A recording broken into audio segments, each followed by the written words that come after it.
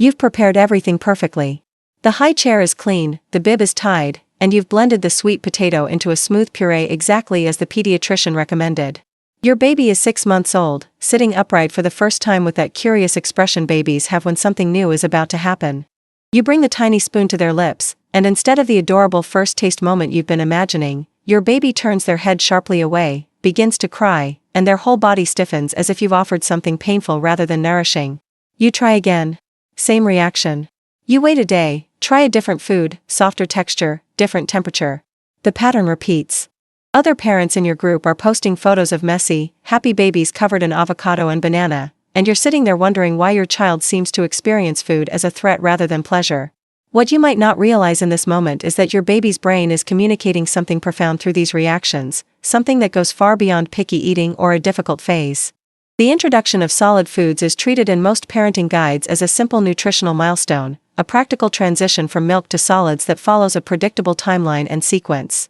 But for some children, particularly those whose nervous systems process sensory information differently, this transition reveals something deeper about how their brain organizes and responds to the world. The reactions you observe during these early feeding experiences, the patterns of acceptance and rejection, the behavioral responses to texture, temperature, smell, and visual appearance, can offer you a window into your child's neurodevelopment that is rarely discussed in mainstream parenting advice. This is not about creating fear or turning every feeding difficulty into a medical concern. This is about understanding that the human brain develops along a spectrum, that neurodiversity exists from birth, and that some of the earliest and most reliable indicators of how a child's nervous system functions appear precisely during these sensory-rich experiences like eating. The challenge is that most parents have been taught to see feeding difficulties as behavioral problems to be solved through persistence or as temporary phases to be waited out, when in reality they may be your child's way of showing you that their sensory processing system needs support and understanding rather than correction. What ancient caregiving practices across many cultures understood intuitively, modern neuroscience has now confirmed with precision. The way a young child responds to sensory input during critical developmental windows tells us something essential about their neurological wiring. In traditional communities where multiple generations observed children closely, elders could often identify children who experienced the world differently long before formal concepts of autism or sensory processing existed. They recognized that some children needed modified approaches, different environments, more preparation time before transitions. These weren't labeled as disorders but as variations in temperament that required adapted caregiving.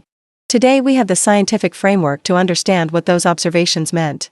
We know that autism spectrum characteristics emerge from differences in how the brain processes sensory information, forms patterns, manages transitions, and engages socially. We know that these differences are present from birth but become most observable during activities that demand sensory integration, and few activities in a baby's life are more sensorially complex than eating. The mouth is one of the most neurologically sensitive areas of the human body, packed with nerve endings that send constant information to the brain about temperature, texture, taste, pressure, and chemical composition. For a neurotypical child, the brain filters and organizes this information efficiently, creating pleasant or neutral experiences with new foods. For a child whose brain processes sensory input differently, each bite can feel overwhelming, each new texture can register as threatening, and the whole experience of eating can activate stress responses rather than satisfaction. This brings us to the 6 things every parent should understand before beginning solid foods, not to diagnose their child, but to observe with awareness and respond with appropriate support if needed. The first thing you need to know is that extreme texture selectivity during the introduction phase, particularly if it's consistent and doesn't improve with gentle exposure over weeks, may indicate sensory processing differences. This doesn't mean a baby who refuses lumpy foods once or twice. This means a baby who gags intensely at any texture variation, who can only tolerate perfectly smooth purees even after months of trying, who shows distress behaviors like arching their back, crying intensely, or even appearing to panic when certain textures touch their lips or tongue. The neurological reason this matters is that texture processing requires the brain to rapidly integrate information from multiple sensory systems simultaneously: touch receptors in the mouth, proprioceptive feedback from jaw muscles, and taste receptors all working together. When these systems don't integrate smoothly, textures that seem simple to one child can feel chaotic or even painful to another. Neurotypical children generally expand their texture tolerance naturally within weeks or a few months. Children with sensory processing differences may remain locked in a narrow range for far longer, not because they're being stubborn, but because their brain genuinely experiences those textures as overwhelming. Observing this pattern early allows parents to work with feeding therapists who understand sensory integration rather than spending months or years in power struggles that increase anxiety around food for both parent and child.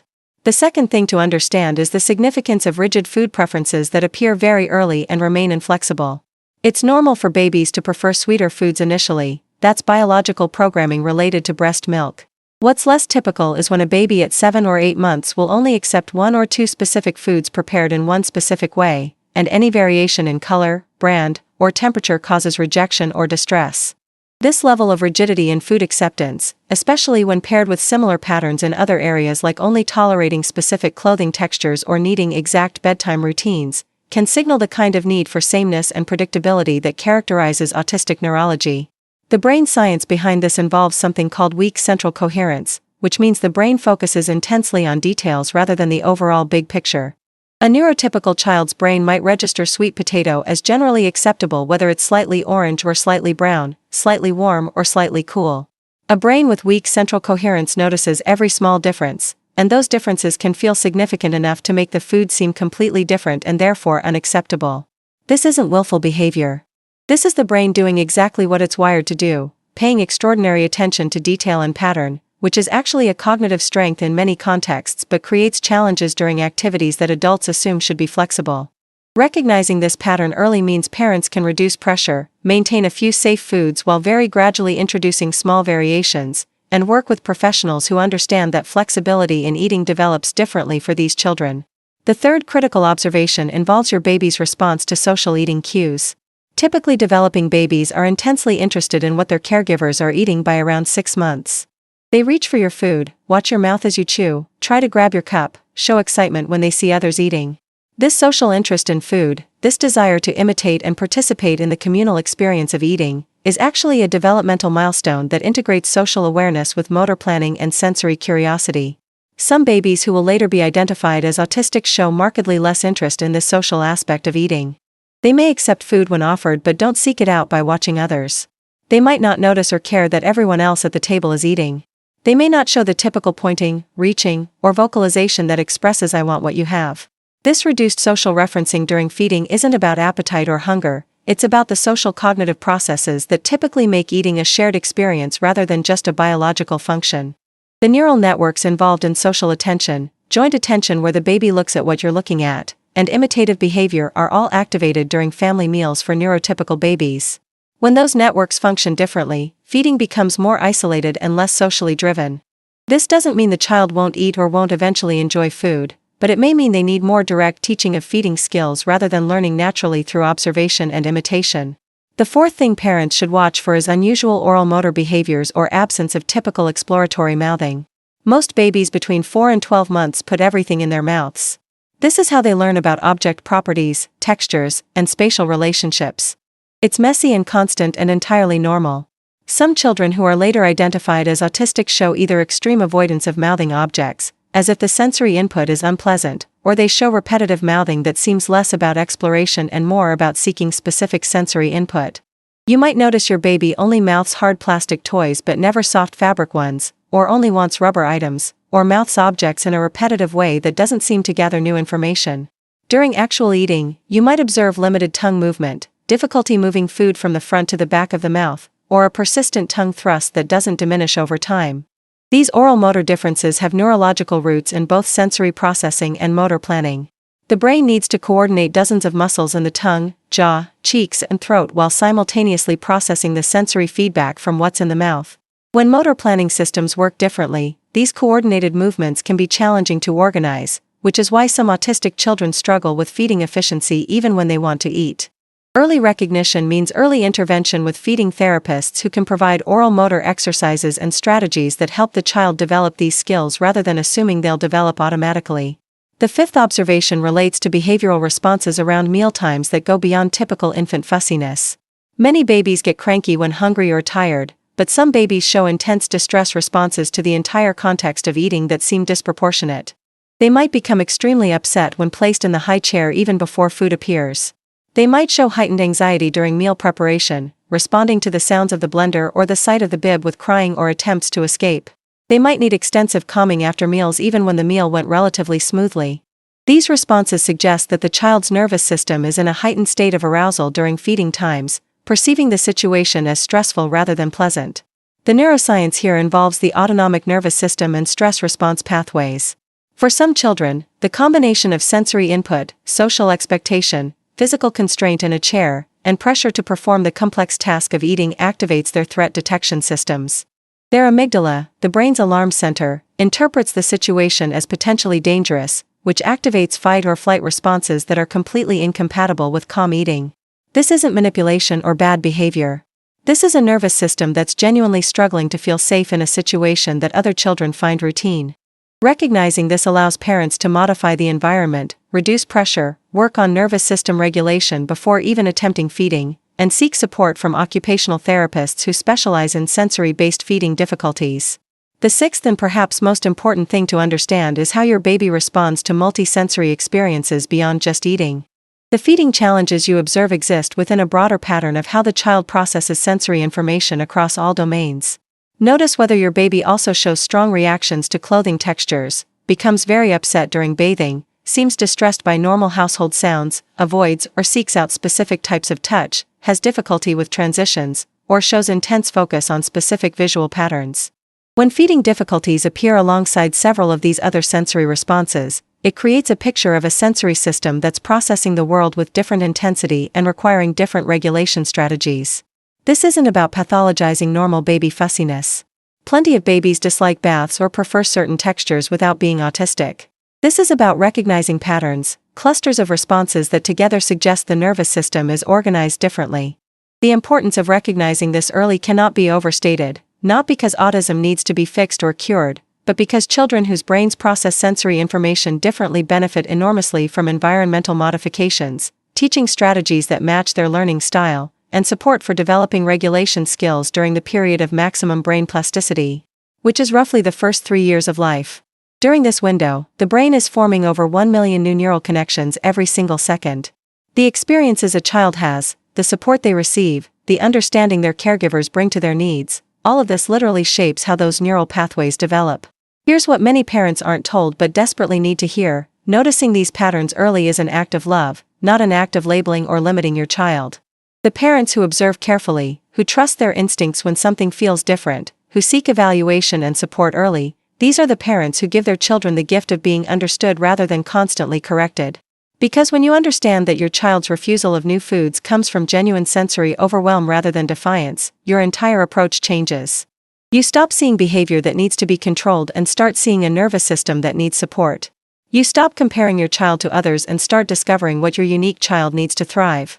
You stop fighting against their neurology and start working with it. The research is clear: early intervention, which really means early understanding and early support, leads to better outcomes across every domain, not because it makes autistic children less autistic, but because it reduces the secondary trauma that comes from constantly feeling misunderstood, constantly being pushed beyond your nervous system's capacity, constantly receiving the message that the way you experience the world is wrong. There's a particular kind of grief that parents sometimes feel when they start to recognize that their child's development is following a different path than they expected. That grief is real and valid. But underneath it, there's something else available: the recognition that you've been given a child whose brain offers them a unique way of experiencing the world, intense focus, deep pattern recognition, sensory richness that others don't perceive, and the capacity for profound systematic thinking. These are not compensations for deficits. These are genuine strengths that exist alongside genuine challenges. Your role as a parent isn't to make your child more normal. Your role is to help them build skills to navigate a world that wasn't designed for their neurology while simultaneously protecting and nurturing the aspects of their neurodevelopment that are strengths. Feeding is just one domain where this plays out, but it's an important one because it's daily, it's essential, and it's loaded with cultural meaning and emotional weight. When you can approach feeding challenges with curiosity rather than anxiety, with flexibility rather than rigid expectations, with an understanding that your child's responses are communication rather than defiance, everything shifts. The meals themselves may not become easier immediately, but the relationship around food becomes less fraught, and that matters enormously for long-term eating patterns and your child's relationship with their body. The broader cultural conversation about autism has shifted dramatically in recent years, moving from a purely deficit-based medical model toward a neurodiversity-affirming approach that recognizes autism as a different way of being rather than a disordered way of being. This shift matters for how you approach these early observations. If you notice the patterns described here and seek evaluation, you're not looking for something to fix. You're looking for understanding. You're looking for a framework that explains why certain strategies that work for other children don't work for yours. You're looking for a community of other parents and autistic adults who can offer wisdom about what actually helps. You're looking for professionals who understand that supporting an autistic child's development means teaching them skills they need while respecting their neurology rather than trying to make them indistinguishable from their neurotypical peers. The goal is never to eliminate autistic traits. The goal is to help the child develop communication, regulation, and functional skills so they can live according to their own values and pursue their own interests with as much autonomy as possible. So as you navigate these early months of introducing solid foods, give yourself permission to observe without judgment. Notice what you notice. Trust what you see. If your baby's responses to food feel qualitatively different from what you expected or what you see in other children, you're not being paranoid or overly anxious. You're being attentive.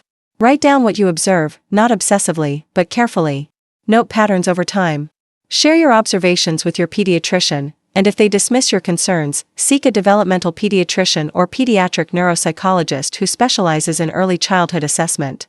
The earlier these patterns are recognized, not for the purpose of labeling, but for the purpose of understanding, the more you can tailor your parenting approach to match your child's actual needs rather than fighting against their neurology. Your child doesn't need you to make them eat like other children. Your child needs you to see them clearly, understand their sensory world, and respond with strategies that actually support their unique nervous system. That might mean accepting a limited diet temporarily while working with a feeding therapist. That might mean modifying the entire eating environment to reduce sensory input. That might mean letting go of the picture of family dinners you had in your mind and creating new rituals that work for your actual family rather than an imaginary one. This is not settling. This is adapting. This is responsive parenting at its most essential. Every child deserves to be understood. Every child deserves caregivers who recognize that challenging behaviors are communication, that feeding difficulties have neurological roots, that developmental differences aren't moral failings or parenting failures. When you approach those early feeding experiences with awareness of what you're actually observing, you transform from someone who's trying to get their child to eat correctly into someone who's learning to read their child's nervous system.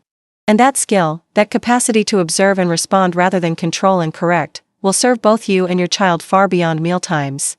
It will become the foundation of a relationship built on acceptance rather than expectation, on collaboration rather than compliance, on seeing your child as they actually are rather than who you thought they'd be.